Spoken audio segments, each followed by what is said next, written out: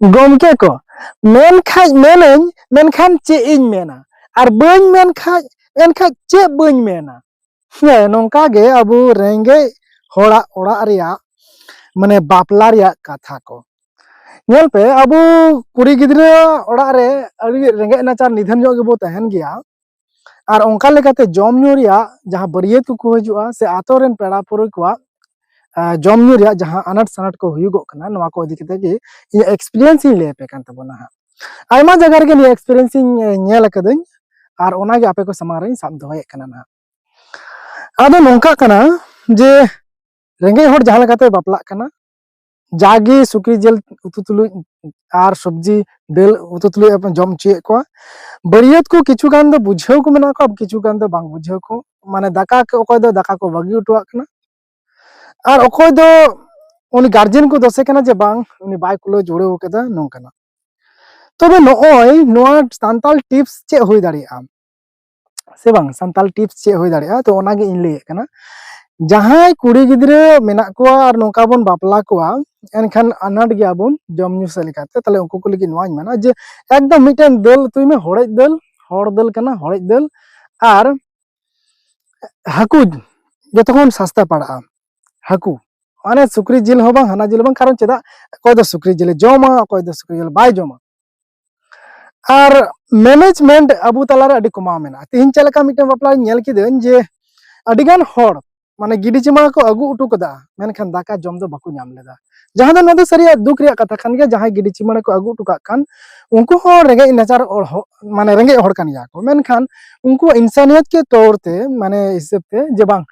आतोरिया समाज रिया कना आतोरिया कना आतोरे कुड़ी गिदरे कना बरियत को कना बापला होय कना मेनखान गिडी चिमा दो बन एम टुको दाका चाहे उनी एमो आर बाय एमो नोंगा कते नुको गिडी चिमा को एम टु कदा आर उनको दाका दो बांग को जम लेदा नोंका ñel के होय दाड़ा तानम ताना को हो को आर को आकु तला को गालज गोटा कान थना चेम चिकाया गिडी चमड़ा एम टुकायो और चला हिवा तो नो नोंका जहां बापला कना को उनको तला रे उनको जे आतो को रेन हड़ को ñel खोया जम न्यू लगी नो मैनेजमेंट अबु को तला रे अडी कमाव गे ñelok kana तो ओनाते मेना बापला लहा रे परामर्श हताव दरकार यंग कोड़ा कोठे जुवन कोड़ा कोठे कोय को कमी को दाड़िया उनको दायित्व एमा को और उनको दायित्व उनका भावे ते मा को हुआ जाके उनको को माने चलका गामछा एमो दाका आतो को लगी से दाका एमो लगी और किछु गान उनको माने रस्के लगी एमा को माने जाको कुसित को कमी नोंका तिया दिन जमाना अडे अडे बदल जाबाव कना लाहाते लेका समय बनुआ चिदा से आतोरन कोड़ा गिदरे को कमी हो बांग को छुटे गदो गया बांग छुटे रिया कारण नोवा कना जहां दो डीजे से गी जत्तो कुड़ी कोड़ा को सेन चाबा कना आदो नते दाका उतु हड़ होंको चाबा कना दाका उतु हड़ को नामो कन खान एमो हड़ बाको नामो कना तो उनका लेकाते तिहिया दिन रे जहां दाका उतु लगी दाका उतु एमो लगी एम दोहया उनी दो माने एकदम ते जहाना माने उड़िक तरम एम कते तो नोंकाना मैनेजमेंट हो दरकार और रेंगे हड़ हाना नवा आलोपे उतुया एकदम हाना नवा आलोपे उतु दाकाया खाली दल उतु हड़े दल और हुयो कना हाकू बस और एटा आलोपे इनखान खर्चा हाँ कमा और जो हड़ गे मस्तेम जम न्यू उचु दाड़े को और रस्केरम दो दाड़े को आदो मा हुई दाड़े कना नोंका बापला रिया समस्या जो हड़ा आतोर गे नेल कना और इन मा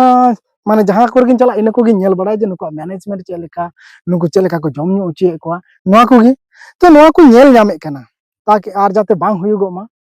और जहां को बापला खान नि वीडियो लहा नेल चुको पे जे आतोरे जम न्यू उचु को लगी हो दरकार नेल पे बाम जम न्यू उचुया एनखान हड़ अड़िसो गया सरिया की अड़िसो गया कारण भाई गिडी चिमाड़ा एमा और जम न्यू बाय नामा नोआ दो सरिया की दुख रिया कथा कना अदो उनका आलो पे मैनेजमेंट ते बुना जे बापला रे जे गिडी चिमाड़ा को एमा और जम दो बाम जम उचुया ना दो अडी बड़ी कथा कना तो निया बड़ी जिनिस बन मारे बन सहकारी बन कुरुमुटुमा और बापला मांग लहारे अबो